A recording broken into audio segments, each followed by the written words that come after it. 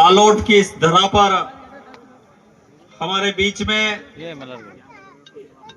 हमारे मार्गदर्शक पूर्व सांसद आदरणीय प्रेमचंद जी गुड्डू साहब, आज जिनका जन्मदिन है, वो हमारे बड़े भाई आदरणीय अजीत जी बोरासी साहब, मंच पर विराजित ओम सिंह जी भाटी साहब, हमारी भाभी और सभी उपस्थित हमारे मंच पर विराजित सभी वक्तागण, आसपास क्षेत्र से, आलोट और आसपास जिले से सभी पधारे किसान, मजदूर, आम जन, आप सबका बहुत बहुत आभार।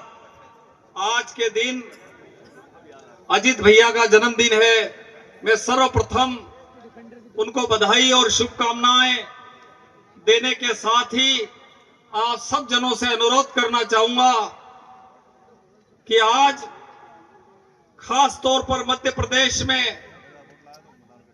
गरीब मजदूर और किसान जो अंतिम पंक्ति में बैठ करके काम करता है, हमारी अंतिम पंक्ति में जो रहता है, वो व्यक्ति बहुत पीड़ित और परेशान है। आज मध्य प्रदेश में भारतीय जनता पार्टी की सरकार है और वो सरकार निरंतर चुन चुन करके गरीब मजदूरों को परेशान कर रही है। कभी किसी के घर तोड़ने का काम करती है तो किसी किसान को परेशान करने का काम करती है। खाद का समय आता है तो खाद में किसानों को लाइनें लगा करके उनको परेशान किया जाता है।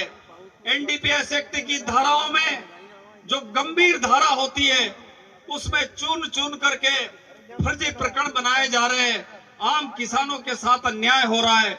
लेकिन हम ठीक पीछे मुड़ करके देखते हैं कि जो आप लोगों की लड़ाई लड़ना थी, वो लड़ाई कहीं न कहीं लड़ने में मुझे दिखने में नहीं आती है।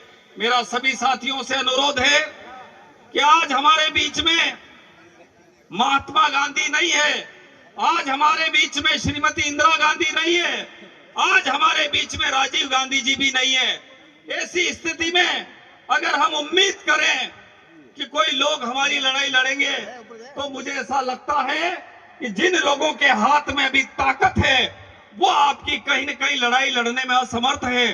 5-6 दिन पुरानी बात है, जब हम टीवी पर और उस पर देखते अखबारों में, तो हमें महसूस होता है कि जो शौचालय में निकलने वाला पानी, वो पानी इंदौर की जनता को पिला दिया। 17-18 बच्चों की और वहां के बुजुर्गों की मौत हो जाती है।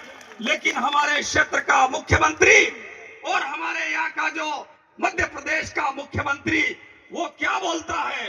वो कहता है कि जो खाचरोद में रेवड़ी अच्छी लग रही है, रेवड़ी ऊपर से खाएं कि नीचे से खाएं, इस तरीके की बात हमारा मुख्यमंत्री क्षेत्र में करता है।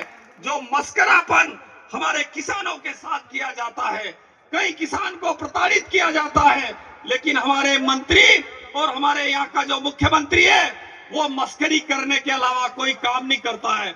मेरा आलोट विधानसभा के सारे साथियों से अनुरोध है, सारे अन्नदाता बंधुओं से अनुरोध है कि हम सब लोग मिलकर के एक हो जाएं और किसी झंडे और किसी बैनर का इंतजार नहीं करें। हम देखें कि अगर किसी के साथ अन्याय होता है, अगर किसी युवा के साथ अन्याय होता है, अगर किसी किसान के साथ अन्याय होता है, किसी भी धर्म का आदमी हो, किसी भी बिरादर का आदमी हो, हम सब लोग मिलकर के एक ताकत के साथ हम लड़ाई लड़े, क्योंकि हमारे पास प्रेमचंद जी गुड्डू जैसा सशक्त मजबूत लीडर यहाँ पर है।